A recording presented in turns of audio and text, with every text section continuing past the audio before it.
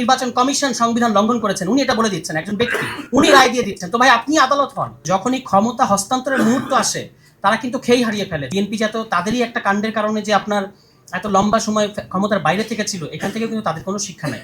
সালাউদ্দিন আহমদ তিনি যা বলবেন তার মুখনিসৃত বাণী এখন বাংলাদেশের সংবিধান। পার্লামেন্টে দাঁড়িয়ে উনি বলে দিচ্ছেন সাংবিধানিক প্রতিষ্ঠান নির্বাচন কমিশন সংবিধান লঙ্ঘন করেছেন, উনি এটা বলে দিচ্ছেন, একজন ব্যক্তি উনি রায় দিয়ে দিচ্ছেন। তো ভাই আপনি আদালত হন। উনারই এখন আদালত হওয়ার প্রয়োজন, মানে অবস্থা দৃশ্যে সেরকমই মনে হচ্ছে।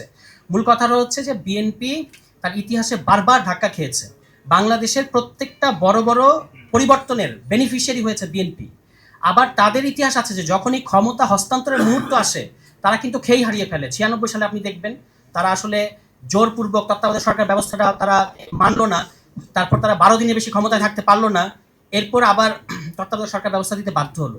2001-06 এসে আবারও তারা ওই যে বিচারপতির বয়স বাড়ানো, নিজেদের তত্ত্বাবধায়ক সরকারের নিজেদের লোক পাওয়ার জন্য বিচারপতির বয়স যে বাড়ালো, এবং তার ফলে ওই চতুর্দশ সংশোধনীর ফলে আপনার এখানে লগি বৈঠা, আওয়ামী লীগ এখানে লাশের উপর নৃত্য করেছে, তাণ্ডব করেছে। এটার নাম দিয়েছে গণতন্ত্রের পুনরুদ্ধার। আর আওয়ামী লীগ আমলে বিএনপি যখন গণতন্ত্রের জন্য সংগ্রাম করেছে ওটার নাম কিন্তু ছিল জ্বালাও পোড়াও। বিএনপি এই সমস্ত ইতিহাস থেকে কিছুই শেখে নাই। এবং এরপরেও এই যে তারা এই চতুর্দশ সংশোধনী করলো, লগি বইটা হলো, এবং তারপরে এই যে দীর্ঘ লম্বা ফ্যাসিবাদ, এইটার পরে বিএনপি যাতে তাদেরই একটা কাণ্ডের কারণে যে আপনার এত লম্বা সময় ক্ষমতার বাইরে থেকে ছিল, এখান থেকে কিন্তু তাদের কোনো শিক্ষা নেই। আজকে তারা যে মানে আমি বলবো যে চাতুরি রাজনীতিটা করছে, যে এখন দেখবেন তারা খুবই জুলাই সনদ তারা অক্ষরে অক্ষরে মানবেন।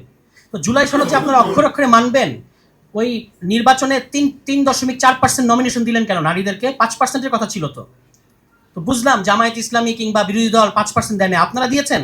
কোথায় অক্ষরে অক্ষরে মানলেন? আপনারা তো 5% দেন নাই, ইতিমধ্যেই তো ভায়োলেট করে বসে আছেন।